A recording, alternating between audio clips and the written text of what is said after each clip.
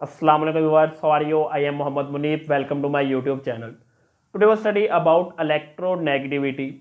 Electronegativity को study करने से पहले हम बॉन्ड के बारे में बात लेते हैं ज़रा, क्योंकि बॉन्ड का जब तक हमें पता नहीं चलेगा कि कौन सा टाइप्स को हम डिस्कस कर रहे हैं तो उससे पहले हमें ये डेफिनेशन क्लियर नहीं होगी।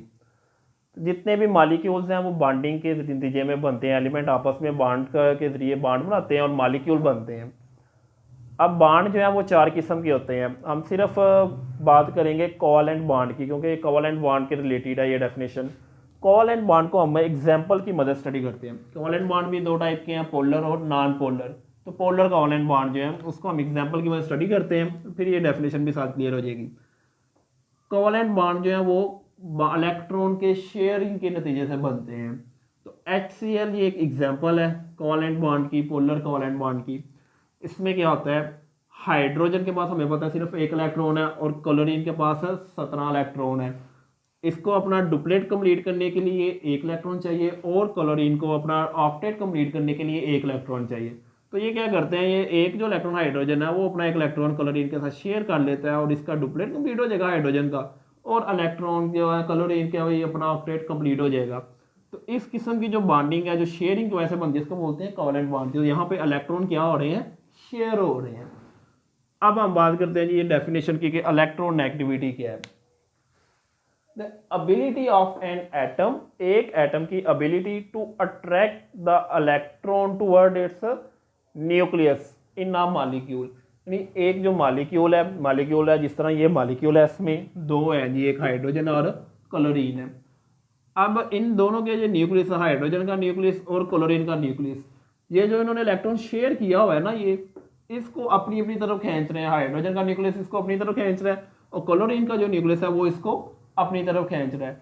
तो ये जो शेयर, इसको खींचना जो है, इसकी जो एबिलिटी है, उस एबिलिटी को खींचने की एबिलिटी को कहते हैं इलेक्ट्रोनेगेटिविटी। यहाँ पे क्योंकि पास क्लोरीन के पास इलेक्ट्रॉन जो है वो ज़्यादा है, प्रोटॉन ज़्यादा है, तो वो इलेक्ट्रॉन को अपनी तरफ ज़्यादा मजबूती से खींच लेगा। देखना इसके ऊपर 17 इलेक्ट्रॉन है, तो इट मीन्स के 17 ही प्रोटॉन है। तो 17 प्रोटॉन है, इसके पास सिर्फ एक इलेक्ट्रॉन है और एक प्रोटॉन है। तो जो 17 इलेक्ट्रॉन है और 17 प्रोटॉन है वो इलेक्ट्रॉन को अपनी तरफ ज़्यादा जो है ना पावर से अपनी तरफ अट्रैक्ट करेंगे। तो इसकी इलेक्ट्रोनेगेटिविटी क्लोरीन की ज़्यादा होती है और हाइड्रोजन की जो है वो कम होगी। अब यहाँ पे हम इलेक्ट्रोनेगेटिविटी की बात करते हैं जी। इसकी इलेक्ट्रोनेगेटिविटी में जो ट्रेंड है उसकी बात करते हैं कि ट्रेंड क्या है। ट्रेंड में पहले जी इन पीरियड है, इनका भी जो ट्रेंड है सेम जो हमने लास्ट पढ़ी है, इलेक्ट्रॉन एफिनिटी और आयोनाइजेशन एनर्जी, सेम उसी तरह इलेक्ट्रोनेगेटिविटी का भी ट्रेंड है।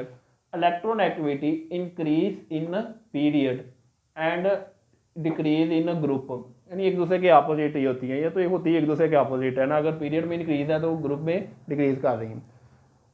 तो उसकी रीज़न क्या है, रीज़न ये है जी कि जो हम जैसे जैसे लेफ्ट टू राइट मूव करते हैं पीरियड में, तो जो एटॉमिक साइज है वो कम होता जाता है।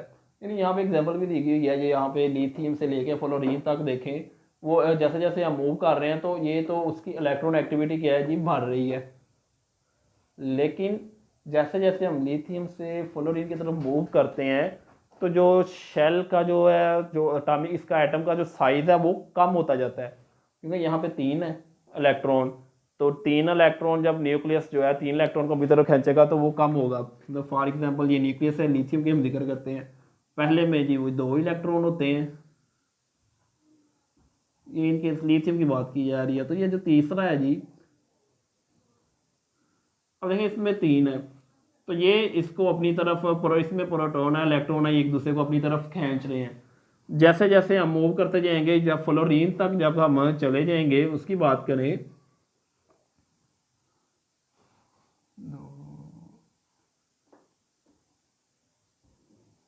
6, 7 और 8, और ये यहाँ पे जी 9। अब ये यहाँ पे देखें कि पहले सिर्फ एक इलेक्ट्रॉन था, तो न्यूक्लियस और जो दोनों की अट्रैक्शन है न्यूक्लियस की इलेक्ट्रॉन की वो कम थी। अब यहाँ इसमें इलेक्ट्रॉन 7 इलेक्ट्रॉन है, 1 2 3 4 5 6 और 7 इलेक्ट्रॉन है, यानी ज़्यादा इलेक्ट्रॉन है वैलेंस शेल में। और अब जो फ्लोरीन जो कि सॉरी न्यूक्लियस जो है ज़्यादा अट्रैक्शन से खींचता है, तो उसका साइज भी जो है वो कम हो जाएगा। तो जैसे जैसे हम एक पीरियड से लेफ्ट से राइट की तरफ मूव करते हैं तो साइज जो है वो कम होता जाता है, जिसकी वजह से इसका जो डिस्टेंस है शेयर्ड पेयर ऑफ इलेक्ट्रॉन का दरमियान वो भी कम हो जाता है। और अल्टीमेटली रिजल्ट क्या होता है उसका कि जो है ट्रेंड है उसका, सॉरी जो है इलेक्ट्रॉन नेगेटिविटी है वो इंक्रीज कर जाएगी। अब ग्रुप की बात करें, ग्रुप में क्या है जी, ग्रुप में है जी वहाँ पे देखें हमने बात की है कि साइज इंक्रीज कर रहा है।